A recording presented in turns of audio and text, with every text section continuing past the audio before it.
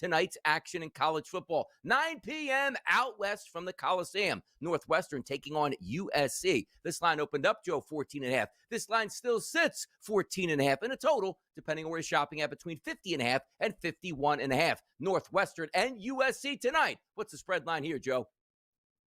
Well, it's interesting because you got all the tickets and it appears all the money coming in on USC here tonight. But, Donnie, like you had mentioned, I saw this open up at 15. It's only 14.5. So all the tickets, all the money, and yet the line is moving away from the home team here in USC. But the thing that really caught my eye, Donnie, is USC returning home for the first time since October 11th.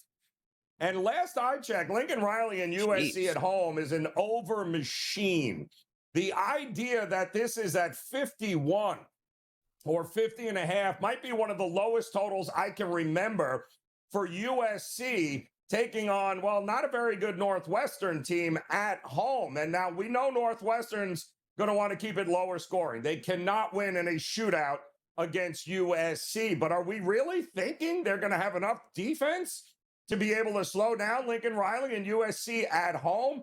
I don't think so, Donnie. I think this number is extremely low for a total. They have been, again, with Lincoln Riley at home, they're averaging over 28, close to 30 points a game over the last couple of years. I don't think so, man. I think the Trojans roll. I also think this thing flies over the 50. How about a game tomorrow starting on a noon kickoff on Saturday afternoon college football? My goodness, the walls are caving in at Colorado right now on Deion Sanders. They're going to take on the West Virginia Mountaineers. This line, Joe, opened up, look ahead line, around 4.5 to 5 points. We're now seeing it closer to 6.5 and maybe some 7s out there in the sports landscape. A total of 53.5. Deion's boys head east to take on West Virginia. What's your spread line look here, Joe? They are in absolute turmoil right now in Colorado. Interestingly enough, you got a West Virginia team who has had a carousel of quarterbacks going on there. Finally, Deion is going with Julian Lewis, the 5-star recruit, to take over this struggling offense. The offense, by the way, and a Colorado team that lost by 35 to Arizona and 46 to Utah. And meanwhile, West Virginia and Rich Rod finally putting it together, come off their biggest win of the season, an upset over Houston last week, 45 to 35. But yet we're still seeing this landing under a touchdown. There is just nothing redeeming about Colorado right now. The idea that they are going to bounce back, not without his kids on the team, they're not bouncing back here. I think the money keeps coming in on West Virginia here. I would not be shocked, Donnie, that this thing gets over a touchdown before kick. So if you like West Virginia, bet it sooner rather than later. From West Virginia to Virginia here, a Saturday night in college football in the ACC. That's Wake Forest taking on Virginia. I see the look-ahead line, Joe, from this game, minus 8.5 or so for Virginia. We're now under a touchdown at multiple outlets at 6.5. There are some 7s out there in the marketplace as well, and a total of 47.5. You see Virginia there at 8-1 in the SEC, taking on 5-3 Wake Forest. What's your spread line here between Wake and Virginia? Yeah, this is, we've got a couple of very public teams happening this weekend, Donnie. And yeah, Virginia, of course, is really in the driver's seat in the ACC right now. And meanwhile, you've got a Wake Forest team that has maybe one of the better underrated defenses in the country, but can't score. I mean, they've scored 20 points in the last 2 games. Meanwhile, Virginia has put up 31, 17, and 22. But don't forget, this was the Virginia team that started the season averaging 43 points per game in the first 6 games. So, yeah, something has got to give here. And what I think is going to give is this is going to be much more of a rock fight than the public thinks here. I'm not buying it. I think the under is the way to go. Virginia's in uncharted territory here, being at the top of the heap in the ACC. Yeah, it wouldn't shock me if they have a letdown here, but it also wouldn't shock me if this thing is a rock fight. No better place to be than right here, right now on a Football Friday on the SportsGrid Network. It's the early line. It's Donnie Rightside and it's Joe Raineri. Now we'd like to bring in our coach, our favorite coach. It's Coach Terry Bowden on a Football Friday to get us ready for all the information we need this weekend. Coach, how are we feeling today? Just getting ready for football. It's going to be a great weekend. It's getting down to the pretenders and the contenders, and we're going to find some teams fall off the chart and some teams step up. I love it. Before Thanksgiving, handling our business on the football field the way we do it. Coach, I want to start here with the Heisman Trophy race in college football. Julian Sayin, Fernando Mendoza, Ty Simpson. We'll get to that. But you as being a coach, tell me the part that the coach plays now, understanding that your guy has a chance to win the Heisman. Do you sort of pad his stats a little bit here, maybe edge those play calls to a guy like a quarterback like Julian Sayin or Mendoza? How do you handle that when your guy's in the race? Be honest with you, yes, you do. I back when I was in Auburn, I had a quarterback named Damian Craig, and we threw the ball a lot. And we were playing Mississippi State and had to have a win late in the season. I said, Damian, get ready. We're going to throw it almost every time. You need to stack the yardage up. I was trying to pump him up, but at the same time, what it can do for your program overall, as long as it's a good game plan, I think you know what they might need. And I think right now with the way the Big Ten ends up, you probably were going to have two undefeated quarterbacks, and they've got to look good anyway. All right, Coach. So we're heading into, like you said, put up or shut up time here. And to me, it looked like the market and a lot of people have already written off Missouri once they lost Bo Prabula, their quarterback. But I watched that game against Vandy, Coach, and that backup, Matt Zollers, listen, they're going to win with defense. They're going to win with running the ball. Don't turn the ball over. This is the best defense A&M has faced yet here. What are we getting in this game? You know what? I still can't turn from A&M. A&M was playing too well. First of all, it's not their second quarterback. It's their third quarterback. Sam Horn was with Prabula going. They both got hurt. Now they're down to number 3. He did a good job coming in. This is his first start.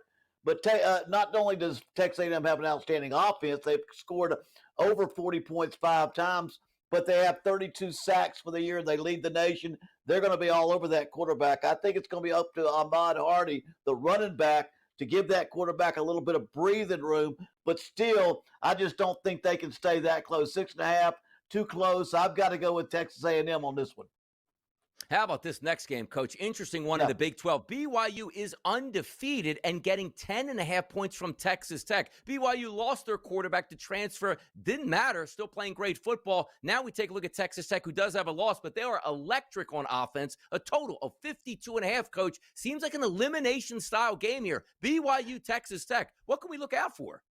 Boy, I tell you, got two good teams. This is the Big 12 right here. This is what it's all about. It's coming down to the two best teams. Texas Tech is hard to bet against. They play so well. They score points. They've got incredible defense. They took the NIL and placed it all around the team, so they're good on both sides of the ball. But BYU, they just find a way to win, and that's what they do. We know Arizona pulled off the upset against Texas Tech just a few weeks ago, 26-22. I don't know that I can bet on BYU to win, but I think the points are too much. I'm going to ride the points and an undefeated BYU football team. Well, talking about finding ways to win, Coach, nobody does that better than Kirk Ferentz in Iowa here. Yeah. And now they got Oregon coming to town. This feels like it's either going to be last possession wins it or it's a blowout. I don't know that we get anything in between here. What are you thinking? Yeah, I don't know, but I'm going to go with the last possession because there's certain things that are going on. And I'm kind of going with some underdogs this week. But you know what I like about Iowa? They get tough in November. Over the last 23 games they've played in November, they're 21-3. They're 17-3 at home in November. They're a running team that plays defense, giving up a little over 13 points a game. They're going to run the football when the weather gets cold and the wind starts to blow. That's what you got to do. I like it, Kinnick Field. I like Iowa and the points that they get. Not a pick that everybody likes, but I think they will play well. I'll take them in the points. Coach, let's get to the SEC here. At night in Tuscaloosa, LSU travels in without Brian Kelly. Before the season, you might have thought this might have been a top 5 game between both of these. At least Alabama's holding up their end of the bargain, but it's still a rivalry game, Coach, and we're seeing out there in the marketplace as high as -10 for Alabama. How do we play LSU and Alabama here? Well, I think I just have to look at experience, what we're seeing this year. When teams fire their coach, the teams play better. Look what UCLA did. Look what Virginia Tech did for a couple of weeks. Arkansas, Florida almost beat Georgia. I think LSU rallies the troops, pulls together. And I think they play a heck of a football game. And I think they're going to play tight enough to take them in the points in this game. Alabama's going to win the football game, but I like LSU in the points again. And Alabama will say this: they may not need to run enough to win. They've got to become a better running team if they're going to get into the playoffs or get far into the playoffs after the season. All right, go, Coach. Notre Dame knows they got to just keep winning football games. They've got Navy, who I don't know what that was against North Texas, but Notre Dame, I don't know what the hell that was against BC either. So what are we thinking we get here, Coach? Well, we get a little bit of last year, don't we? Last year we had the same hype about this game, except Navy was undefeated, and then talent versus system, 51-14, I think was the final score. Now, given Navy had 6 turnovers, but they've given up 31, 31, 32, and 31. Navy gives up points. What's going to happen in this game? Notre Dame defense is going to hold Navy. Navy defense will not hold Notre Dame. I'm going to take 4 touchdowns in Notre Dame. I just think when it comes to the talent, this is what happens when a Navy plays a Notre Dame in South Bend. Look at that, Coach. Notre Dame dropped their first 2 football games to ranked opponents, a light schedule the rest of the way out, just handling their business week to week and winning football games is paying off. Coach, I don't want to get ahead of myself, but I'm telling you right now, that Big Ten championship game between Ohio State and Indiana, Cignetti's going to plant that flag, Coach. I'm feeling it.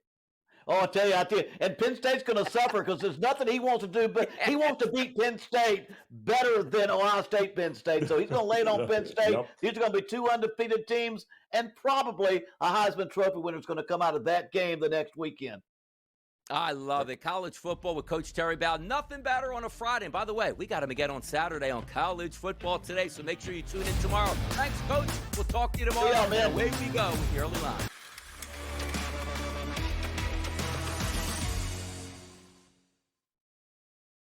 The NBA has been so good to me this week, Joe. That's where I'm going with my play. But before we get there, you got a full card tonight, Joe. NCAA, you got hockey, you got NBA. Where are you going tonight? Bye. I'm going to go with a little late night special here, 9 o'clock Eastern time. You will get stay up. Little Big Ten action. Still feels weird saying this here. USC at home taking on Northwestern. And listen, it's no shock here, Donnie. Lincoln Riley teams with USC have always been better at home than they have been on the road. And USC this year, outside of a final 20-second, 75-yard bomb against a backup cornerback in the Michigan State game, they'd be a perfect 4-0 against the number at home this year. But don't forget, the last time they were home, Donnie, they smacked a pretty good Michigan team 31-13 at home in this spot. They have not been home since that game. They welcome in a Northwestern team who offensively is challenged, to say the least. You're talking about a Lincoln Riley team that averages, Donnie, close to 40 points a game at home in this spot. They will score that many points here. They will have no problem covering the 14.5 points tonight.